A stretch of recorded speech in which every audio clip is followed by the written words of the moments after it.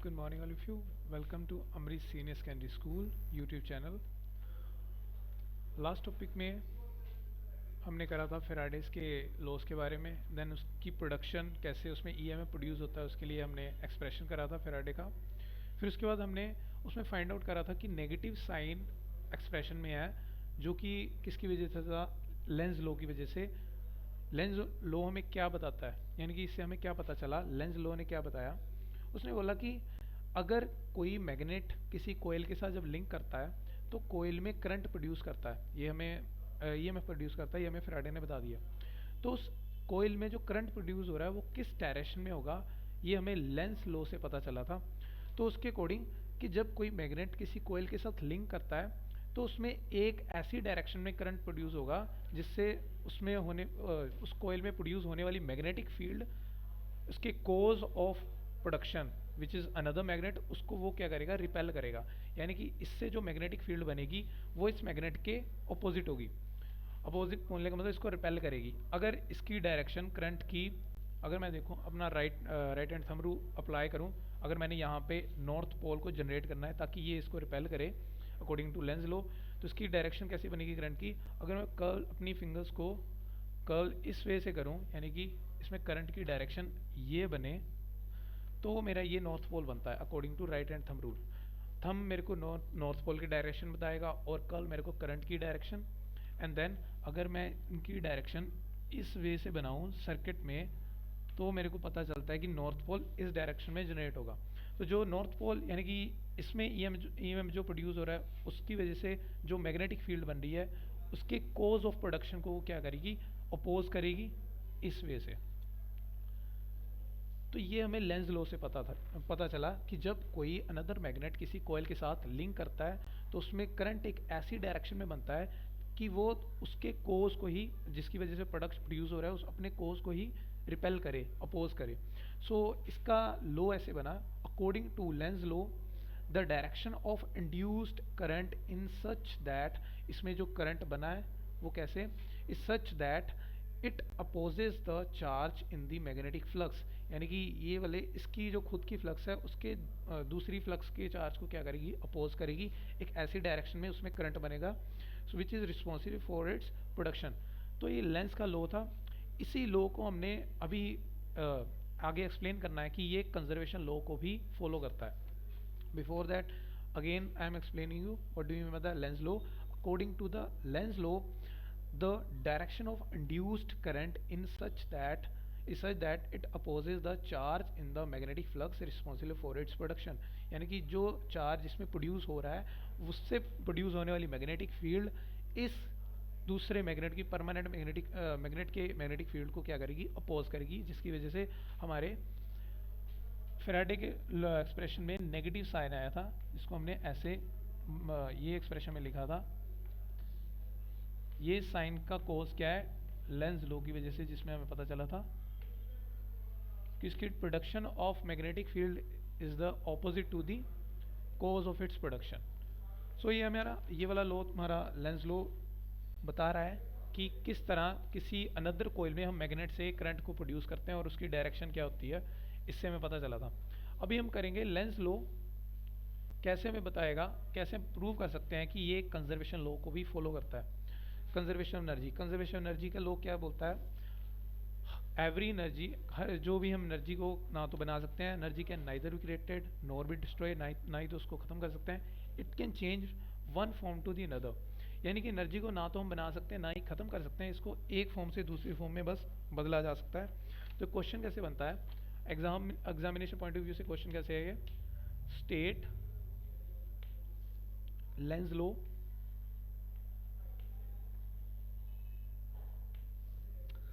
show that it obeys the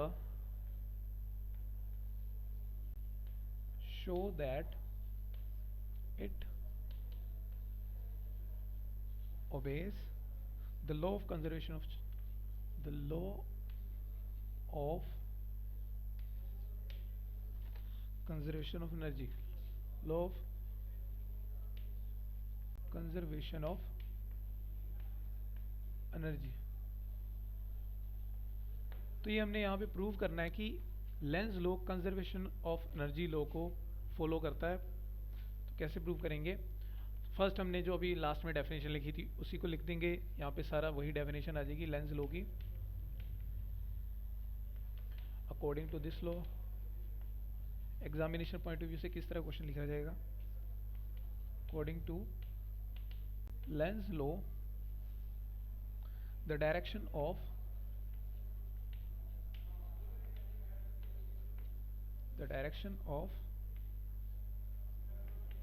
induced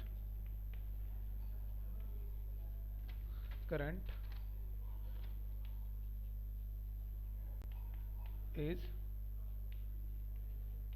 such that it opposes the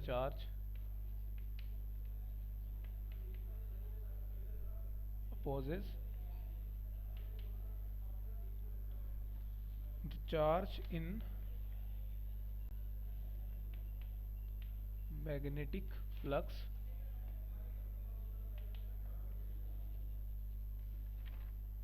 responsible for its production।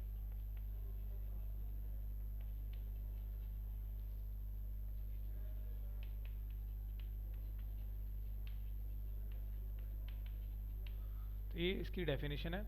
अभी इसके बाद हमने prove करना है कि show that it obeys the law of conservation of energy. And the next part यहाँ पे बनता है इसका कॉज। हम कैसे प्रूव कर सकते हैं? इससे पहले हम डायग्राम बना लेते हैं। एक डायग्राम से हमें इसके बारे में अच्छे से क्लियर होगा।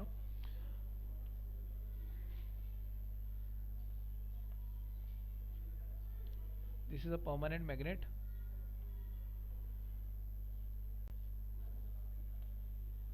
ये मैग्नेट का नॉर्थ पोल एंड दूसरा इसका ऑपोजिट साइड साउथ आ जाएगा। अगर मानते हैं ये एमिट कर रहा है हमारी north to south direction magnetic field को बता रहा है, और यहाँ पे हमारी कोइल है किसी तरह की।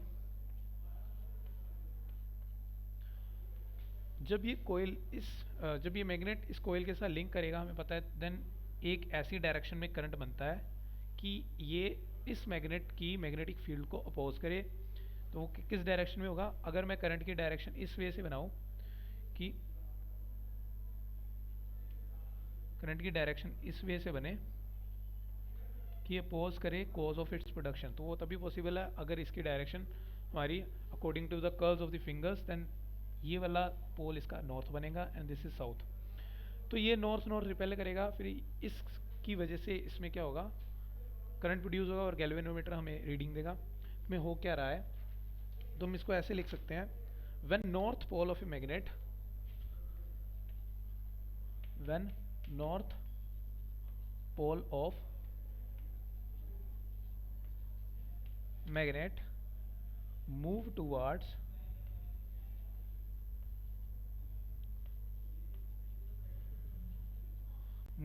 the upper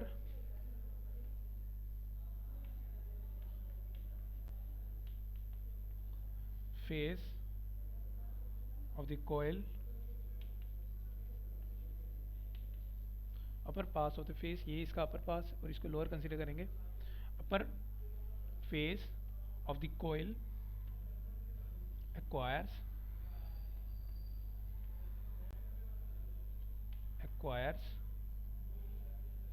north polarity,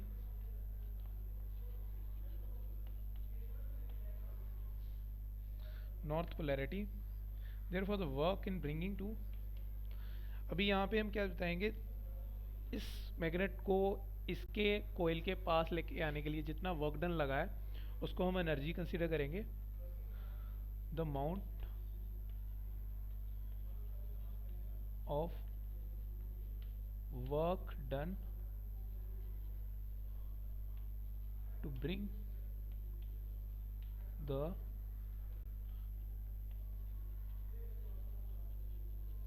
charge near the coil। यानी कि फर्स्ट फेज में हमें क्या लगा? फर्स्ट केस में यहाँ पे ये लग रहा है कि जब मैग्नेट को हम कोयल के पास लेके आएंगे तो उसमें नॉर्थ पोल जनरेट होगा उसके अपर फेस पे, देन तो उसमें करंट प्रोड्यूस होगा। तो इस केस में अगर मैं जब इस मैग्नेट को इसके पास लेके आऊँगा तो मेरे को एक वर्क डन करना पड़ेगा जो कि मैकेनिकल वर्क डन है। तो बोल सकता हूँ the amount of work done to bring the charge near the bring the magnet, we can say magnet near the coil. जब इस मैग्नेट को इसके पास लेके आऊँगा तो एक वर्क डन होगा। एंड देन सेकंड केस हमारा यहाँ पे बनता है कि जब मैं इस मैग्नेट को इससे दूर लेके आऊँगा, क्योंकि फ्लक्स तभी जनरेट होगी जब मैं इसको कंटिन्यूसली इसकी पोजीशन चेंज करूँगा और फ्लक्स जनरेट करूँगा। And then the second case when the magnet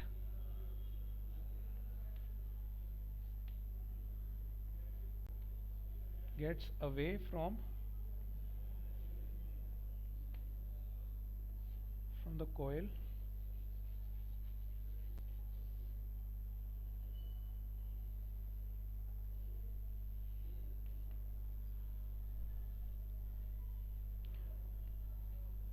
ये नॉर्थ पोल था ये साउथ। जैसे ही इसको मैं दूर लेके जाऊंगा तो ये अपर फेस की पोलैरिटी चेंज होके साउथ पोल बन जाएगी और ये वाला पोल हमारा नॉर्थ पोल बन जाएगा।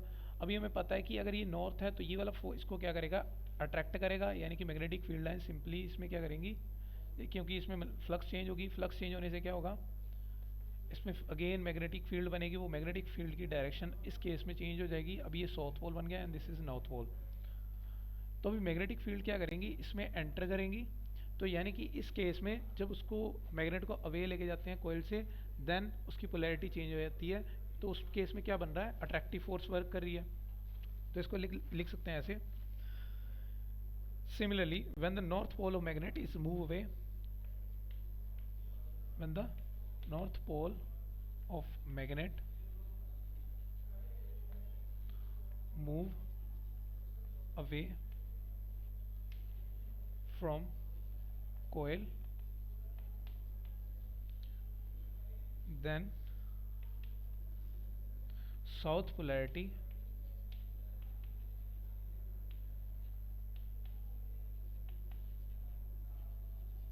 develops on the upper face of the coil, and then amount to work done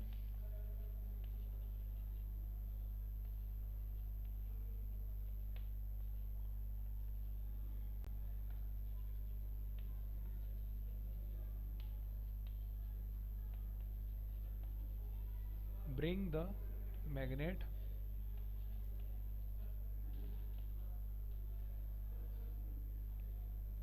away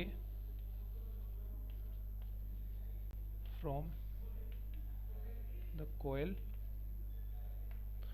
तो इस केस में जब मैग्नेट को हम अवे लेके जाएंगे तो भी वर्क डन करना पड़ेगा। तो दोनों केस में देखा, अगर मैंने ये इस कॉइल में ईएमएफ जनरेट करना है तो मेरे को पहले मैग्नेट को पास लेके आना पड़ा, एंड देन सेकंड केस में अवे। तो दोनों केस में मेरे को किसी तरह का मैकेनिकल वर्क डन करना पड़ा।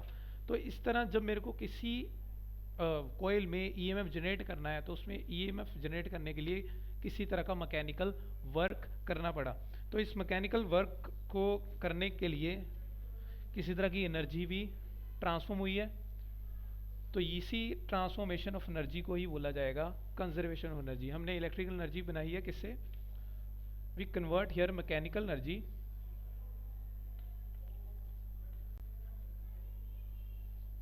Into electrical energy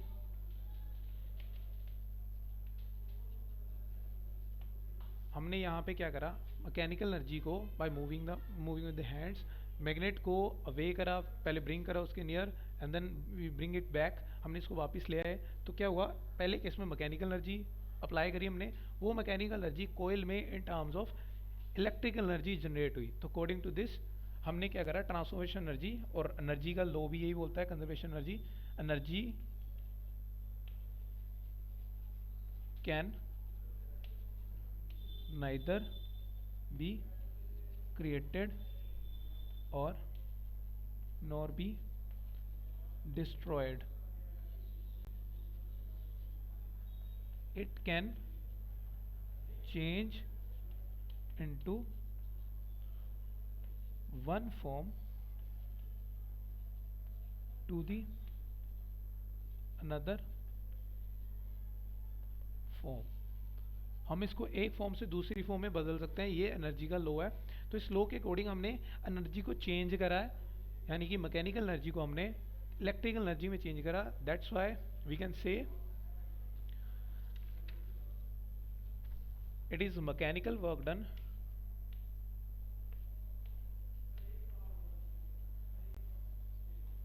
mechanical work done in moving the magnet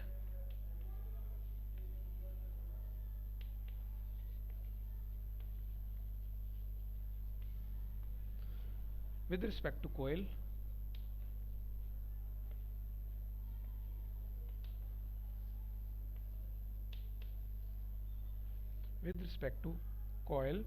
that changes into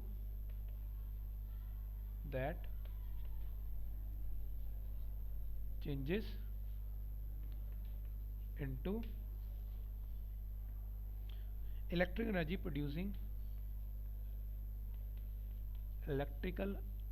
energy producing induced current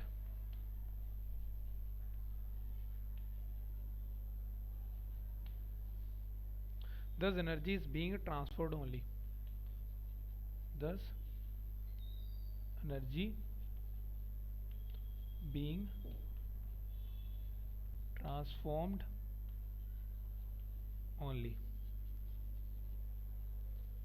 right। Hence Lenz law obey the principle of conservation of energy, यानी कि इस case में हम energy को produce नहीं कर रहे, convert कर रहे हैं। That's why we can say Lenz law followed, hence we can say Lenz law follows the law of conservation of energy. तो आज के टॉपिक में हमने करा है कि किस तरह हम लेंज लॉ को एक्सप्लेन कर सकते हैं, उसमें लेंज लॉ क्या से किसी कॉइल में काम करता है, और उसके बाद हम लेंज लॉ को कैसे प्रूव कर सकते हैं कि वो कंजर्वेशन एनर्जी को फॉलो करता है। एंड देन अभी हम इसको प्रूव करने के बाद नेक्स्ट लेक्चर में हम करेंगे इंड्यूस्ड ईएमएफ के बारे में, किस तरह किसी सर्किट में इंड्यूस्ड ईएमएफ होता है, किस तरह की इंडक्शन होती है। We will talk about that in our next lecture. For the next lecture, thank you for the day.